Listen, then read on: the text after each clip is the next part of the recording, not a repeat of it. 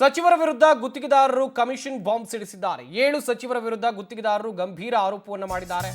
ಕಲ್ಯಾಣ ಕರ್ನಾಟಕ ಭಾಗದವರಿಗೂ ಕೂಡ ಅನ್ಯಾಯ ಆಗ್ತಾ ಇದೆ ಎನ್ನುವಂತ ಗಂಭೀರ ಆರೋಪ. ಸಚಿವರ ವಿರುದ್ಧ ಗುತ್ತಿಗೆದಾರರು ಮಾಡಿರುವಂತ ಕಮಿಷನ್ ಬಾಂಬ್, 7 ಸಚಿವರ ವಿರುದ್ಧ ಗುತ್ತಿಗೆದಾರರು ಗಂಭೀರ ಆರೋಪವನ್ನು ಮಾಡಿದ್ದಾರೆ.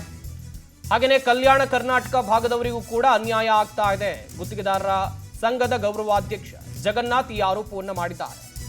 7 ಸಚಿವರಿಂದ ಅನ್ಯಾಯ ಆಗಿದೆ ಅಂತೇಳಿ ಗಂಭೀರ ಆರೋಪವನ್ನು ಮಾಡಿದ್ದಾರೆ.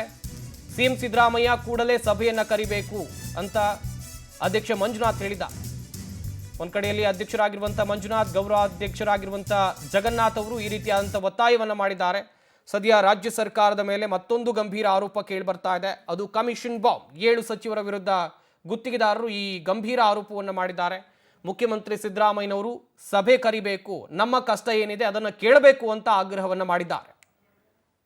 ಇಲ್ಲಿ ತನಕ ಹೊತ್ಕೊಂಡು ಬಂದು ಈಗ ಏನ್ ಮಾಡ್ತಾರೆ, ಈಗ ಇಮಿಡಿಯೇಟ್ ಗ್ರ್ಯಾಂಡ್ ಲ್ಯಾಬ್ಸ್ ಆತ ತಿಳ್ಕೊಂಡು ಕಿಸಿದ್ರೆ ಫುಲ್ ಎಲ್ಲ ಲ್ಯಾಂಡ್ ಆರ್ಮಿಗೆ ಅಥವಾ ಕಲ್ಯಾಣ ಕರ್ನಾಟಕ ಇದಕ್ಕೆ ನಿರ್ಮಿತ ಕೇಂದ್ರ ಕೊಡುವಂತ ವ್ಯವಸ್ಥೆ ಮಾಡ್ಕೊತಿದ್ದಾರೆ. ಇದ್ರ ಸಲಕ ಏನದ ನಾವು ಮಾನ್ಯ ಮುಖ್ಯ ಗಮನಕ್ಕೆ ತಂದಿದ್ದೆವು.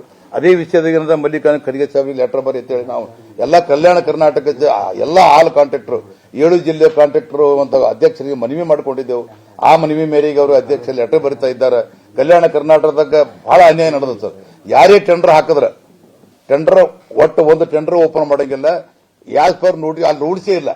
ಯಾಸ್ ಪರ್ ನೋಟಿಫಿಕೇಶನ್ ಪ್ರಕಾರ ಟೆಂಡರ್ ಕರೆಯಲ್ಲ. 7 ಮಂದಿ ಸಚಿವರು ಎಲ್ಲರೂ ಒಬ್ಬರೇ ಅಂತ ಅನ್ಬೇಡ್ರಿ. 7 ಜಿಲ್ಲಾ ಸಚಿವರು 7 ಮಂದಿ ಜಿಲ್ಲಾ ಸಚಿವರು ಅನ್ಯಾಯ ಆಗ್ತಾ ಇದ್ದಾರೆ ಕಲ್ಯಾಣ ಕರ್ನಾಟಕದಲ್ಲಿ. ಯಾರು ಒಂದು ಎಲ್ಲ 7 ಮಂದಿ ಸಚಿವರಿಂದ ಎಲ್ಲಾ ಶಾಸಕರಲ್ಲಿಂದ 70% ಶಾಸಕರು, ಅದ್ರಾಗ ಒಂದು 20-30% ಶಾಸಕರು ಸ್ವಲ್ಪ ಒಳ್ಳೆಯವರಿದ್ದಾರೆ. 70% ಸಚಿವರು ಯಾವ ಸಚಿವ 7 ಮಂದಿ ಡಿಸ್ಟಿಕ್ ಸಚಿವರು ಯಾರು ಅವ್ರು ಎಲ್ಲ ಪ್ರತಿ ಡಿಸ್ಟಿಕ್ ಸಚಿವರ್ರಿ. ಅವ್ರೆಲ್ಲರಿಗೂ ಗಮನ ತಂದಿದ್ದೆವು. ಸರ್ ಇದು ಅನ್ಯಾಯ ನಡೆದ, ಲ್ಯಾಂಡ್ ಆರ್ಮಿ ಕೊಡ್ತಾ ಇದ್ದೀರಿ, ಇದು ಅನ್ಯಾಯ ನಡೆದ, ಸರಿಪಡಿಸ್ಕೊರಿ, ಇದು ಈ ತರ ಚಂದ ಅಲ್ಲ ಅಂತ ಹೇಳಿ ಎಲ್ಲರಿಗೆ ಕಲ್ಯಾಣ ಕರ್ನಾಟಕದಾಗ ಮೀಟಿಂಗ್ ಮಾಡಿ ಹೇಳಿದೆವು. ಅವ್ರು ಎಲ್ಲರಿಗೆ ಲೆಟರ್ ಬರೆದಿದ್ದೆವು. ಎಲ್ಲ MLA ಲೆಟರ್ ಬರೆದಿದ್ದೆವು. ಅದು ನಮ್ಮ ಸ್ಟೇಟ್ ಅಸೋಸಿಯೇಷನ್ ಲೆಟರ್ ಹಾಕಿದೆವು. ಅದ್ರ ಬಗ್ಗೆ ನಮ್ಮ ಅಧ್ಯಕ್ಷರು ಲೆಟರ್ ಬರ್ದಾರೆ. ಇಲ್ಲಿ ತನಕ ಹೊತ್ಕೊಂಡು ಬಂದು ಈಗ ಏನ್ ಮಾಡ್ತಾರೆ, ಈಗ ಇಮಿಡಿಯೇಟ್ ಗ್ರ್ಯಾಂಡ್ ಲ್ಯಾಬ್ಸ್ ಆತ ತಿಳ್ಕೊಂಡು ಕಿಸಿದ್ರೆ ಫುಲ್ ಎಲ್ಲ ಲ್ಯಾಂಡ್ ಆರ್ಮಿಗೆ ಅಥವಾ ಕಲ್ಯಾಣ ಕರ್ನಾಟಕ ಇದಕ್ಕೆ ನಿರ್ಮಿತ ಕೇಂದ್ರ ಕೊಡುವಂತ ವ್ಯವಸ್ಥೆ ಮಾಡ್ಕೊತಿದ್ದಾರೆ. ಇದ್ರ ಸಲಕ ಏನದ ನಾವು ಮಾನ್ಯ ಮುಖ್ಯ ಗಮನಕ್ಕೆ ತಂದಿದ್ದೆವು.